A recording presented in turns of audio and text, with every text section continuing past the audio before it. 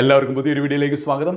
ഇന്നത്തെ വീഡിയോയിൽ സ്ത്രീകളെക്കുറിച്ചുള്ള പെൺകുട്ടികളെക്കുറിച്ചുള്ള മനഃശാസ്ത്രപരമായിട്ടുള്ളതും പ്രായോഗികമായിട്ടുള്ളതുമായിട്ടുള്ള 10 വസ്തുതകളെക്കുറിച്ചാണ് പറയാൻ പോകുന്നത്. ഇതിൽ നിന്നും പെൺകുട്ടികളുടെ ഫീലിങ്സ് എങ്ങനെയാണെന്ന് നമുക്ക് മനസ്സിലാവും. തീർച്ചയായിട്ടും പുരുഷന്മാർ അതുപോലെ തന്നെ ബോയ്സൊക്കെ അറിഞ്ഞിരിക്കേണ്ട കാര്യമാണിത്. ഈ വീഡിയോ ഇഷ്ടപ്പെട്ടാണെങ്കിൽ തീർച്ചയായിട്ടും ഒരു ലൈക്ക് തരാനായിട്ട് മറക്കരുത്. ചാനൽ സബ്സ്ക്രൈബ് ചെയ്തിട്ടില്ല, ഇപ്പോൾ തന്നെ ഒന്ന് സബ്സ്ക്രൈബ് ചെയ്തേക്കുക. ഒന്നാമതായിട്ട്, താൻ സ്നേഹിക്കുന്ന പുരുഷൻ അയാളുടെ എക്സ് ഗേൾ ഫ്രണ്ടിനെ കുറിച്ചും ആ റിലേഷൻഷിപ്പിനെ പറ്റിയും ഒരുപാട് വർണ്ണിക്കുന്നത് പെൺകുട്ടികൾ എപ്പോഴും വെറുക്കുന്നു. അതവർ ഒട്ടും ഇഷ്ടപ്പെടുന്നില്ല, താല്പര്യപ്പെടുന്നില്ല. അതവർക്ക് വലിയൊരു ടേൺ ഓഫ് ആയിരിക്കും എന്നുള്ളതാണ്. ആ ക്ഷണം തന്നെ നിങ്ങളോടുള്ള ഒരു സ്നേഹവും അറ്റാച്ച്മെൻറ്റും ഒക്കെ അവർക്ക് കുറയുന്നതാണ്. ചിലർക്ക് ആ സമയം തന്നെ നിങ്ങളോടുള്ള ആ ഒരു മൊത്തത്തിലുള്ള കംപ്ലീറ്റ് ഇഷ്ടവും പോകുന്നതും ആ ഒരു റിലേഷൻഷിപ്പ് തന്നെ ഒരുപക്ഷെ അവർ ബ്രേക്കപ്പ് ചെയ്യുന്നതുമാണ്. കാരണം പുരുഷന്മാരുടെ ഒരു സ്വഭാവമാണ് പെൺകുട്ടികളോട് തങ്ങളുടെ എക്സ് ഗേൾ ഫ്രണ്ടിനെ പറ്റി ഒരുപാട് അങ്ങ് വർണ്ണിക്കുന്നത്, അല്ലെങ്കിൽ ആ ഒരു റിലേഷൻഷിപ്പിനെ പറ്റി ഒരുപാട് ഇങ്ങനെ തള്ളി മറിക്കുന്നത്. അപ്പോൾ ഈ തള്ളി മറിക്കുമ്പോൾ പുരുഷന്മാർ വിചാരിക്കുന്നത്, ഇത് കേട്ട് കഴിയുമ്പോൾ ഈ പെൺകുട്ടി വിചാരിക്കും അവൻ്റെ എക്സ് ലവറിനെ ഇവനെ ഇതുപോലെയാണല്ലോ ട്രീറ്റ് ചെയ്തത്, അപ്പോൾ ഇവൻ നന്നായിട്ട് ഇങ്ങനെ എന്നെയും ഇതുപോലെ തന്നെ കെയർ ചെയ്യും. അപ്പോൾ അത് ആ ഒരു കെയറിങ്ങിന് വേണ്ടി അവൾ കൊതിക്കും. അതുപോലെ തന്നെ ആ പഴയ ഒരു എക്സ് ഗേൾ ഫ്രണ്ടിന് എന്തുമാത്രം ഒരു ഇൻറ്റിമസി ആയിരുന്നു ഉണ്ടായിരുന്നത്, അതേ ഇൻറ്റിമസി ഈ ഒരു പെൺകുട്ടിയും തനിക്ക് തരും. അതുപോലെ ഒരു ഫിസിക്കൽ ഇൻറ്റിമസിയും ഫ്രീഡവും ഒക്കെ അവൾ തനിക്ക് അനുവദിക്കും എന്നൊക്കെ വിചാരിച്ചിട്ടാണ് ഈ പുരുഷൻ ഇതുപോലെ തൻ്റെ എക്സ് ഗേൾ ഫ്രണ്ടിനെ പറ്റിയും റിലേഷൻഷിപ്പിനെ പറ്റിയും അതിൻ്റെ മഹാത്മ്യത്തെക്കുറിച്ചൊക്കെ വർണ്ണിക്കുന്നത്. പക്ഷേ നിങ്ങൾക്കറിയാത്തൊരു കാര്യമുണ്ട്, പെൺകുട്ടികൾക്ക് മറ്റൊരു സ്ത്രീയെക്കുറിച്ച് വളരെയധികം പ്രശംസിച്ച് പറയണത് ഒട്ടും ഇഷ്ടപ്പെടത്തില്ല അവരുടെ ഒരു മനഃശാസ്ത്രം അനുസരിച്ച്. അതിപ്പോൾ സ്വന്തം അമ്മയെക്കുറിച്ച് നിങ്ങൾ പറഞ്ഞാലും അവർക്ക് അത്ര ഇഷ്ടപ്പെടണമെന്നില്ല. അതുകൊണ്ടാണ് ഭർത്താക്കന്മാരൊക്കെ സ്വന്തം അമ്മയുടെ കറിയൊക്കെ വളരെ നല്ലതാണ്, അമ്മയ്ക്ക് നന്നായിട്ട് കുക്ക് ചെയ്യാൻ അറിയാം എന്നൊക്കെ പറയുമ്പോൾ ഈ ഭാര്യയ്ക്ക് അതൊക്കെ തീർത്തും അങ്ങ് പിടിക്കുന്നില്ല, അത് ഭർത്താവിന് മനസ്സിലാവത്തില്ല.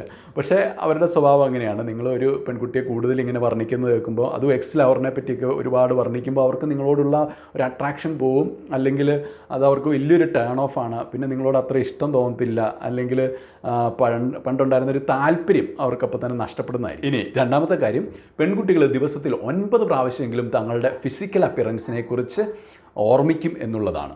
അപ്പോൾ നമ്മൾ കണ്ടിട്ടില്ലേ, പെൺകുട്ടികളുടെ കയ്യിൽ എപ്പോഴും ഒരു ബാഗ് ഉണ്ടായിരിക്കും, അതിൻ്റെ അകത്ത് മേക്കപ്പ് കിറ്റുണ്ട്.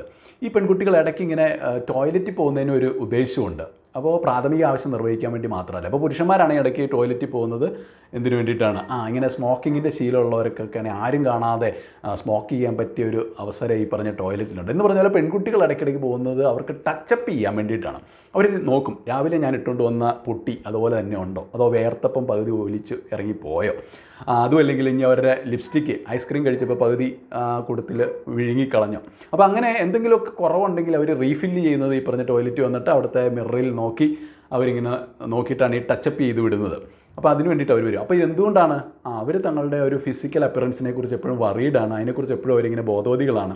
മറ്റുള്ളവരുടെ മുമ്പിൽ ഞാൻ എപ്പോഴും നല്ല സുന്ദരിയായിട്ട് തന്നെ ഐശ്വര്യ റായിയെ പോലെ കാണപ്പെടണം എന്നവർ ആഗ്രഹിക്കുന്നു. അപ്പോൾ അതുകൊണ്ട് ആ ബ്യൂട്ടി നിലനിർത്താനായിട്ട് അവരിങ്ങനെ ടച്ചപ്പ് ചെയ്തുകൊണ്ടേ ഇരിക്കും. അപ്പോൾ അങ്ങനെ ഒരു 9 പ്രാവശ്യമെങ്കിലും ദിവസത്തിൽ അവർ തങ്ങളുടെ ആ ഒരു ഫിസിക്കൽ അപ്പിയറൻസിനെ കുറിച്ച് ബോധവതികളാവും എന്നാണ് പറയപ്പെടുക. ഇനി മൂന്നാമായിട്ട്, ഒരു 80% സ്ത്രീകൾക്കും വിവാഹമൊക്കെ കഴിയുമ്പോൾ ഭർത്താവിൻ്റെ മുമ്പിൽ ആദ്യമായിട്ട് ഇങ്ങനെ എക്സ്പോസ് ചെയ്യേണ്ടി വരുമ്പോൾ ഇൻസെക്യൂരിറ്റീസ് ഉണ്ടാവുമെന്നാണ് പറയുന്നത് എൻ്റെ ബോഡിയെക്കുറിച്ച്. അപ്പോൾ അവർക്ക് നാണമാണ്, എൻ്റെ ബോഡി പെർഫെക്റ്റ് ആണോ, ഭർത്താവിന് ഇഷ്ടപ്പെടുമോ, അങ്ങനെയൊക്കെ വിചാരിച്ചിട്ട് അവർ അങ്ങനെ വെളിച്ചത്തിൽ എക്സ്പോസ് ചെയ്യാനായിട്ട് ഇഷ്ടപ്പെടത്തില്ല. അപ്പോൾ അതുകൊണ്ട് അവിടെ ഒരു ഇരുട്ട് പ്രിഫർ ചെയ്യുമെന്നാണ് പറയുന്നത്. അപ്പോൾ അവിടെ ഭർത്താക്കന്മാർ ഓർത്തിരിക്കേണ്ട ഒരു കാര്യം, ഭാര്യയെ എപ്പോഴും എൻകറേജ് ചെയ്യുക.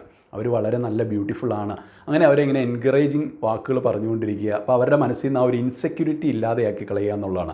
അപ്പോൾ പുരുഷന്മാർക്കുണ്ട് ഇതുപോലെ ഒരുപാട് ഇൻസെക്യൂരിറ്റീസ് നമ്മുടെ തന്നെ ബോഡിയെക്കുറിച്ച്, അപ്പോൾ അതിൻ്റെ സൈസിനെക്കുറിച്ച്, അല്ലെങ്കിൽ നമ്മുടെ പല അവയവങ്ങളുടെ ഷേപ്പിനെക്കുറിച്ചും സൈസിനെക്കുറിച്ചും ഒക്കെ നമുക്ക് പുരുഷന്മാർക്ക് ഇൻസെക്യൂരിറ്റീസ് ഉള്ളതുപോലെ തന്നെ സ്ത്രീകൾക്കും അവരുടെ അവയവങ്ങളെക്കുറിച്ചും ഷേപ്പിനെക്കുറിച്ചും എല്ലാ കളറിനെക്കുറിച്ചും എല്ലാ രീതിയിലും അവരുടെ ബോഡിയെക്കുറിച്ച് അവർക്ക് അങ്ങനെ ഇൻസെക്യൂരിറ്റീസ് ഉണ്ട്. അപ്പോൾ ആ ഒരു ഇൻസെക്യൂരിറ്റീസ് നമ്മൾ ഇല്ലാതെയാക്കണം. അപ്പോൾ ഈ കാര്യങ്ങളൊക്കെ പറയുന്നത് എന്ന് വെച്ചാൽ, നമ്മൾ നല്ലൊരു വിവാഹ ജീവിതമൊക്കെ കഴിയുമ്പോൾ ഒരു നല്ല കുടുംബജീവിതം നയിക്കണമെങ്കിലും അവിടുത്തെ കാര്യങ്ങളൊക്കെ വളരെ സ്മൂത്തായിട്ട് പോകണമെങ്കിലും നമ്മൾ ഇത്തരത്തിലുള്ള കാര്യങ്ങളൊക്കെ അറിഞ്ഞിരിക്കണം. ഇനി ഇതിൻ്റെ ഒരു മറുവശം എന്ന് പറയുന്നത്, ഒരു 2 മുതൽ 5% പെൺകുട്ടികൾ മാത്രമേ തങ്ങളെ ശരിക്കും ബ്യൂട്ടിഫുൾ ആയിട്ട് കരുതുന്നുള്ളൂ, അല്ലെങ്കിൽ തങ്ങളുടെ ഫിസിക്കൽ അപ്പിയറൻസ് ഒക്കെ നല്ലതാണ്, തങ്ങൾ സുന്ദരികളാണ് എന്ന് സ്വയം അംഗീകരിക്കുകയും വിശ്വസിക്കുകയും ചെയ്യുന്നുള്ളൂ.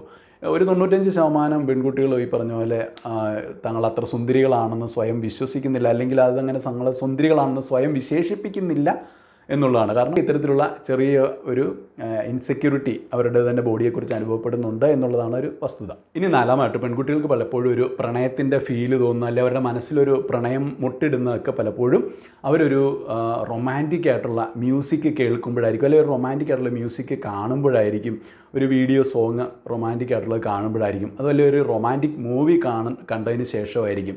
കാരണം പെൺകുട്ടികൾ പലപ്പോഴും ഇങ്ങനെ ഇമാജിനേഷൻ്റെ ആൾക്കാരാണ്. അവർക്കിങ്ങനെ ഭാവനയിൽ കാര്യങ്ങളൊക്കെ കാണാൻ വളരെ ഇഷ്ടമാണ്. അപ്പോൾ ഈ പറഞ്ഞ സിനിമയും ഈ റൊമാൻറ്റിക് ആയിട്ടുള്ള സിനിമകളും റൊമാൻറ്റിക് ആയിട്ടുള്ള മ്യൂസിക്കും അതുപോലെ തന്നെ അതിൻ്റെ വിഷ്വലൈസേഷൻസും ഒക്കെ അവരുടെ മനസ്സിലോട്ട് ഒരുപാട് ഇമാജിനേഷൻസ് കൊണ്ടുത്തരും.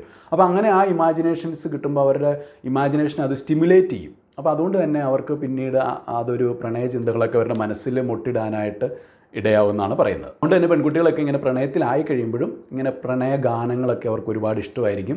അതുമല്ലെങ്കിൽ ഇങ്ങനെ റൊമാൻറ്റിക് ആയിട്ടുള്ള സീൻസുകൾ സിനിമയിലെയും അതുപോലെ തന്നെ റൊമാൻറ്റിക് ആയിട്ടുള്ള പാട്ടുകൾ, അതിൻ്റെ സീൻസ്, അതൊക്കെ അവർക്ക് ഒരുപാട് ഇഷ്ടമായിരിക്കും. അതൊരു പക്ഷേ അവരുടെ ബോയ് ഫ്രണ്ടിനും അവർ കേൾപ്പിച്ചു കൊടുക്കും. നിങ്ങൾ ശ്രദ്ധിച്ചിട്ടുണ്ടായിരിക്കും, അപ്പോൾ നിങ്ങളെ സ്നേഹിക്കുന്ന പെൺകുട്ടി ചിലപ്പോൾ നിങ്ങളുടെ ഈ പാട്ടൊന്ന് കേൾക്കണം എന്നൊക്കെ പറഞ്ഞിട്ട് വളരെ റൊമാൻറ്റിക് ആയിട്ടുള്ള പാട്ട് നിങ്ങളെയും കേൾപ്പിച്ചിട്ടുണ്ടായിരിക്കും. കാരണം അങ്ങനത്തുള്ള സംഭവങ്ങൾ അവർക്ക് വളരെയധികം ഇഷ്ടമാണെന്നുള്ളതാണ്. ഇനി അഞ്ചാമായിട്ട് പോസിറ്റീവായിട്ടുള്ള കോംപ്ലിമെൻറ്റ്സ് പെൺകുട്ടികൾക്ക് വളരെയധികം ഇഷ്ടമാണെന്നുള്ളതാണ്. ഒരുപക്ഷെ അവർ ഒരിക്കലും അത് അംഗീകരിക്കത്തില്ല.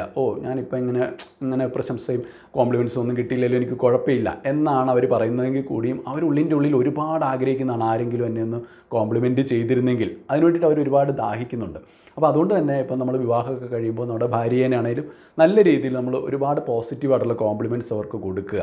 കാരണം അവർക്ക് നമ്മളോടുള്ള ഒരു ഇൻറ്റിമസിക്ക് പോലും ഒരുപാട് ഫിസിക്കൽ സ്റ്റിമുലേഷനെ കഴിഞ്ഞും കൂടുതൽ സൈക്കോളജിക്കലായിട്ടുള്ള സ്റ്റിമുലേഷനാണ് വേണ്ടത്. അപ്പോൾ ഈ ഒരു കോംപ്ലിമെൻറ്റ്സിൽ നിന്ന് അവർക്ക് ഒരുപാട് സൈക്കോളജിക്കലായിട്ടുള്ള ഒരു സ്റ്റിമുലേഷൻ കിട്ടുന്നതാണ്. അതുകൊണ്ട് തന്നെ അവർക്ക് നമ്മളോടുള്ള സ്നേഹം 10 ഇരട്ടിയായി കൂടുന്നതായിരിക്കും. ഇനി ആറാമായിട്ട് പെൺകുട്ടികൾക്ക് ഡിപ്രഷൻ അല്ലെങ്കിൽ വിഷാദരോഗം കൂടുതലായിട്ട് ഉണ്ടാവാൻ സാധ്യതയുണ്ട്. കാരണം പുരുഷന്മാരെ അപേക്ഷിച്ച് നോക്കുമ്പോൾ പെൺകുട്ടികൾക്ക് ഒരുപാട് പേർക്ക് ഇങ്ങനെ ഡിപ്രഷൻ ഉള്ളവരുണ്ട്. അപ്പോൾ അതിൻ്റെ ഒന്നാമത്തെ കാരണം എന്ന് പറയുന്നത് പെൺകുട്ടികളെപ്പോഴും പാസ്റ്റ് മിസ്റ്റേക്കുകൾക്ക് തങ്ങളെ തന്നെയാണ് കുറ്റക്കാരായിട്ട് കരുതുന്നത്, അല്ലെങ്കിൽ തങ്ങളുടെ ലൈഫിൽ ഇപ്പോൾ സംഭവിച്ചിരിക്കുന്ന നെഗറ്റീവായിട്ടുള്ള ഒരു എക്സ്പീരിയൻസിൻ്റെ പൂർണ്ണ ഉത്തരവാദി താൻ തന്നെയാണ് എന്നാണ് കരുതുന്നത്. അപ്പോൾ തന്നെ അവർ കുറ്റപ്പെടുത്താനായിട്ട് തുടങ്ങും. ഇത് ഞാൻ കാരണമാണ്. അപ്പോൾ ഞാൻ പലപ്പോഴും കണ്ടിട്ടുണ്ട് ചില പെൺകുട്ടികൾക്ക് അതിൻ്റെ ഡിവോഴ്സൊക്കെ ആയി കഴിയുമ്പോഴത്തേക്കും ഞാൻ കാരണമാണ് ആ ഒരു പുരുഷനെ വിവാഹം കഴിക്കാനിടയായത്, എൻ്റെ നിർബന്ധം കൊണ്ടാണ് വീട്ടുകാർ അയാളെ എനിക്ക് വിവാഹം കഴിച്ചു തന്നത്, എന്നിട്ടിപ്പോൾ അത് ഫെയിലിയറായി, അപ്പോൾ അതിൻ്റെ കുറ്റം ഞാൻ മാത്രമാണ്. അപ്പോൾ അങ്ങനെ ഓരോ കാരണങ്ങൾക്കും താനാണ് കുറ്റവാളി, അല്ലെങ്കിൽ തൻ്റെ മിസ്റ്റേക്ക് ആയിരുന്നു അത് എന്നങ്ങ് പൂർണ്ണമായിട്ട് വിശ്വസിക്കുന്നതുകൊണ്ടാണ് പെൺകുട്ടികൾക്ക് പെട്ടെന്ന് ഇങ്ങനെ ഒരു ഡിപ്രഷൻ ഉണ്ടാകാനുള്ള ഒരു കാരണം. ഇനി ഏഴാമായിട്ട് ഒരു പെൺകുട്ടിക്ക് നിങ്ങളോട് മനസ്സുകൊണ്ട് ഇഷ്ടം തോന്നുന്നുണ്ട്, താല്പര്യം തോന്നുന്നുണ്ട്, അടുപ്പം തോന്നുന്നുണ്ട്, സ്നേഹം തോന്നുന്നുണ്ടെങ്കിൽ അത് അവളുടെ വോയിസിൽ നിന്ന് തന്നെ നമുക്ക് മനസ്സിലാക്കാൻ സാധിക്കും എന്നുള്ളതാണ്. കാരണം അവൾ നമ്മളോട് സംസാരിക്കുമ്പോൾ അവളുടെ വോയിസിൻ്റെ പിച്ച് കൂടും, അതുപോലെ തന്നെ അവളുടെ വോയിസ് വളരെയധികം സ്വീറ്റായി മാറും. ഒപ്പം തന്നെ നമ്മളോട് അവൾ ഇങ്ങനെ കൊഞ്ചിക്കുഴഞ്ഞ് സംസാരിക്കാനായിട്ട് തുടങ്ങും. സംസാരത്തിൽ വളരെയധികം കൊഞ്ചലുണ്ടാവും, വളരെയധികം ഇങ്ങനെ ഓവർ എക്സ്പ്രഷൻസ് ഉണ്ടാവും, വളരെയധികം ഇങ്ങനെ ക്യൂട്ട്നെസ് ഉണ്ടാവും. ഭയങ്കര രസമായിരിക്കും അവർ സംസാരിക്കുന്നത്, അത്ര അട്രാക്റ്റീവായിട്ട് വളരെ സ്വീറ്റായിട്ടായിരിക്കും അവർ സംസാരിക്കുന്നത്. ഇനി എട്ടാമതായിട്ട് പെൺകുട്ടികൾക്ക് ഇങ്ങനെ ആരും തുറിച്ച് നോക്കുന്നത് ഇഷ്ടമല്ല എന്നുള്ളതാണ്. കാര്യം പറഞ്ഞാൽ അവർ നല്ല അണിഞ്ഞൊരുങ്ങി സുന്ദരികളൊക്കെ ആയിട്ട് നടക്കുന്നത് എന്നെ 4 പേര് നോക്കണം എന്നുള്ളൊരു ആഗ്രഹത്തോടു കൂടി തന്നെയാണെങ്കിലും നമ്മളവരെ തുറിച്ച് നോക്കുന്ന അവർക്ക് ഒട്ടും അക്സെപ്റ്റ് ചെയ്യാനായിട്ട് സാധിക്കത്തില്ല. ചിലരുണ്ട് ഇങ്ങനെ പെൺകുട്ടികളെ കാണുമ്പോഴത്തേക്കും വായും പൊളിച്ച് കണ്ണും തുറന്ന് വളരെയധികം വരെ മൊത്തത്തിൽ ഇങ്ങനെ സ്കാൻ ചെയ്ത് അകത്തേക്ക് വലിച്ചു കയറ്റുന്ന രീതിയിൽ തുറിച്ച് നോക്കുന്ന ചേട്ടന്മാരുണ്ട്. അപ്പോൾ അത് കാണുമ്പോൾ പെൺകുട്ടികൾക്ക് ഭയമാണ്, അങ്ങനെയുള്ളവരെ അവർക്ക് ഇഷ്ടമില്ല, അവരോടൊരു വെറുപ്പും ഒരു അകൽച്ചയും ഒരു പുച്ഛവും ഏതാണ്ടൊക്കെ അങ്ങനത്തെ ഒരു നെഗറ്റീവായിട്ടുള്ള ഫീലിങ്സ് തന്നെയായിരിക്കും തോന്നുന്നത്. ഇനി നോക്കുവാണെങ്കിൽ എങ്ങനെ നോക്കണം? അവർക്കിങ്ങനെ വളരെ ജെൻറ്റിലായിട്ടുള്ള നോട്ടങ്ങൾ വളരെയധികം ഇഷ്ടമാണ്. പുരുഷന്മാർ വളരെ സോഫ്റ്റായിട്ട് ഞങ്ങൾ നോക്കിയില്ല എന്നാൽ നോക്കി എന്നുള്ള രീതിയിൽ അറിയാത്ത ഭാവത്തിലൊക്കെ നോക്കുന്നത്, അത് സ്ത്രീകൾക്ക് മനസ്സിലാവും നിങ്ങളവരെ നോക്കുകയാണെന്ന്. പക്ഷേ ആ ഒരു നോട്ടം അവർക്ക് ഇഷ്ടമാണ്. അങ്ങനെ വളരെ സോഫ്റ്റായിട്ടുള്ള വളരെ ജെൻറ്റിലായിട്ടുള്ള അവരങ്ങനെ തുറിച്ച് നോക്കാത്ത രീതിയിൽ, എന്നാൽ അവരുടെ സൗന്ദര്യമൊക്കെ ആസ്വദിക്കുന്ന രീതിയിൽ വളരെ എക്സൈറ്റ്മെൻറ്റോടുകൂടി വാവ് ബ്യൂട്ടിഫുൾ എന്നുള്ള ആ ഒരു ഫീലോടുകൂടി വളരെ പോസിറ്റീവായിട്ടുള്ള രീതിയിൽ അവരെ ഒട്ടും ഭയപ്പെടുത്താത്ത രീതിയിലൊക്കെ നോക്കുമ്പോൾ അവർക്കത് വളരെ ഇഷ്ടമാണ്, അത് അവർ ആസ്വദിക്കും. എന്നാൽ അവരെങ്ങനെ സ്റ്റെയർ ചെയ്യുന്ന വളരെയധികം തുറിച്ച് നോക്കുന്നത് അവർക്ക് ഇഷ്ടമല്ല. ഇനി 9 IQ കൂടുതലുള്ള അതുപോലെ തന്നെ വളരെ സ്ട്രോങ് ആയിട്ടുള്ള ടൈപ്പ് പെൺകുട്ടികൾക്ക് തങ്ങളുടെ ഭാവി വരനെ കണ്ടെത്താൻ അല്ലെങ്കിൽ തങ്ങൾക്ക് യോജിച്ച ഒരു പാർട്ട്ണറെ കണ്ടെത്താൻ വളരെയധികം ബുദ്ധിമുട്ട് അനുഭവപ്പെടുമെന്നാണ് പറയുന്നത്. കാരണം അവർ വളരെയധികം ചൂസി ആയിരിക്കും. അവർക്ക് ആ ഒരു റൈറ്റ് പാർട്ട്ണറെ പെട്ടെന്ന് കണ്ടുപിടിക്കാനായിട്ട് പറ്റത്തില്ല. അതുതന്നെയല്ല, ഇനി റോങ് പാർട്ട്ണറെ തിരഞ്ഞെടുക്കുന്നതിലും ഭേദം സിംഗിളായിട്ട് നിൽക്കുന്നതാണ് എന്ന് വിശ്വസിക്കുന്നവരായിരിക്കും അവർ. അപ്പോൾ അതുകൊണ്ട് തന്നെ വളരെയധികം IQ കൂടുതലുള്ള അതുപോലെ നല്ല സ്ട്രോങ് ആയിട്ടുള്ള പെൺകുട്ടികൾ പലപ്പോഴും സിംഗിളായിട്ട് നിൽക്കുന്നത് നമുക്ക് കാണാം. ഇനി 10ാമതായിട്ട് വളരെ രസകരമായിട്ടുള്ളൊരു വസ്തുത, പെൺകുട്ടികൾ തങ്ങളുടെ ജീവിതകാലയളവ് മുഴുവൻ എടുത്തു നോക്കുകയാണെങ്കിൽ ഏതാണ്ട് ആയുസ്സിൽ 1 വർഷത്തോളം കാലം തങ്ങൾ എന്ത് ധരിക്കും എന്നതിനെക്കുറിച്ച് ചിന്തിക്കുമെന്നാണ് പറയുക. അപ്പോൾ തങ്ങളുടെ വസ്ത്രധാരണത്തെക്കുറിച്ച് പെൺകുട്ടികൾ വളരെയധികം വറീഡാണ്. അതുകൊണ്ട് തന്നെ നേരത്തെ പറഞ്ഞല്ലോ ഒരു ഫിസിക്കൽ അപ്പിയറൻസിൽ വളരെ വറീഡാണെന്ന്. അപ്പോൾ അതുകൊണ്ട് തന്നെ അവർ എന്ത് ധരിക്കും. ഇപ്പോൾ നമുക്കറിയാം, ഇപ്പോൾ നമ്മുടെ വീട്ടിലൊക്കെ ആണെങ്കിൽ എവിടെയെങ്കിലും പോകാൻ വരുമ്പോൾ പെൺകുട്ടിക്ക് കൺഫ്യൂഷനാണ് എന്താണ് ഇടുന്നത്. അപ്പോൾ അവർക്കെല്ലാം മാച്ചിങ് ആയിട്ടുള്ള സാധനമാണ്. അപ്പോൾ ആക്സസറീസ് അവർക്ക് ഒരുപോലെ പ്രധാനപ്പെട്ടാണ്. വസ്ത്രം പോലെ തന്നെ അതിൻ്റെ ആക്സസറീസ് എല്ലാം മാച്ചിങ് ആയിട്ട് വരണം. ഇപ്പോൾ അവർ ധരിക്കുന്ന ഒരു വാച്ച് ആയിക്കൊള്ളട്ടെ, അവരെടുക്കുന്ന ഒരു ഹാൻഡ് ബാഗ് ആയിക്കൊള്ളട്ടെ, അവരുടെ പേഴ്സ് ആയിക്കൊള്ളട്ടെ, വാലറ്റ് ആയിക്കൊള്ളട്ടെ, അതും അല്ലെങ്കിൽ അവർ അണിയുന്ന ഓർണമെൻറ്റ്സ് ആയിക്കൊള്ളട്ടെ, അല്ലെങ്കിൽ അവരുടെ ചെരുപ്പുകളായിക്കൊള്ളട്ടെ, എല്ലാം വളരെയധികം മാച്ചിങ് ആയിരിക്കണം. അവർ ധരിക്കുന്ന വസ്ത്രത്തോട് മാച്ചിങ് ആയിരിക്കണം എന്ന് അവർക്ക് നിർബന്ധമുണ്ടോ. ഒപ്പം തന്നെ അവരുടെ മറ്റൊരു പ്രത്യേകത, അവർ ചെരുപ്പുണ്ടല്ലോ, ചെരുപ്പ് മിക്ക പെൺകുട്ടികൾക്കും ഒരു 20 ജോഡി ചെരുപ്പെങ്കിലും ഉണ്ടായിരിക്കും എന്നാണ് പറയുക. അപ്പോൾ അതിൽ 1-2 ജോഡി ചെരുപ്പേ അവർ ഉപയോഗിക്കുകയുള്ളൂ. എങ്കിൽ പോലും ഒരു 20 ജോഡിയെങ്കിലും മേടിച്ച് അവരുടെ കൈ വെച്ചിരിക്കും.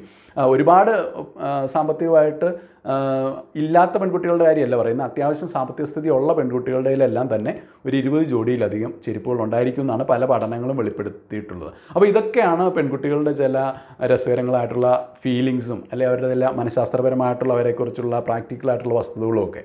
അപ്പോൾ ഇത് നിങ്ങൾക്ക് ഇൻട്രസ്റ്റിംഗ് ആയിട്ട് തോന്നിയിട്ടുണ്ടെങ്കിൽ തീർച്ചയായിട്ടും ലൈക്ക് തരാനായിട്ട് മറക്കരുത്. ഈ വീഡിയോ ഇഷ്ടപ്പെട്ടെങ്കിൽ തീർച്ചയായിട്ടും ചാനലൊന്ന് സബ്സ്ക്രൈബ് ചെയ്യുക, നിങ്ങളുടെ കൂട്ടുകാരിലേക്കൊന്ന് ഷെയർ ചെയ്യുക. നാളെ നല്ലൊരു വീഡിയോ ആയിട്ട് കണ്ടുമുട്ടാം. നന്ദി.